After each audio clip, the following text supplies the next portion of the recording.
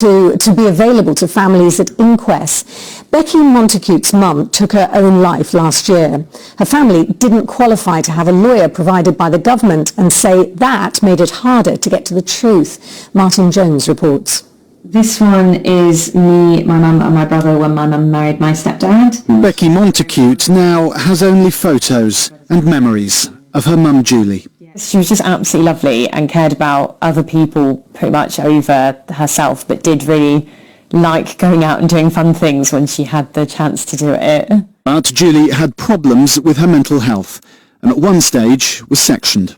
Julie was receiving treatment but had a series of crises, including a horrific motorway crash last February. She had weaved in and out of lanes of traffic and then pulled in front of a heavy goods vehicle. And then that had pushed her into the central reservation. A few days later, Julie took her own life.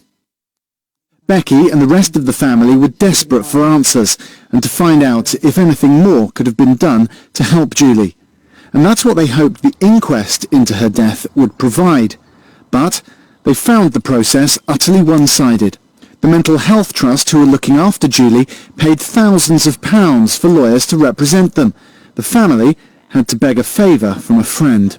You are terrified of this process. You know, you've got one chance to find out what actually happened to the person you love. And there's a lawyer for the Mental Health Trust. There was a barrister for the GP. It's, you know, complete inequality in terms of what people have access to. And she isn't alone. Becky discovered that in 1 year, the trust looking after her mum spent £135,000 on lawyers representing itself at inquests. By contrast, across the whole of England, the amount of financial help given to families in mental health inquests was just £118,000. The Ministry of Justice told us they sympathise with those who've lost loved ones and say legal aid funding is currently available at inquests in exceptional cases. But crucially, they don't believe it's necessary in general because the process isn't designed to place blame. Becky now campaigns for families to get free legal representation at inquests, helping others do their loved ones justice.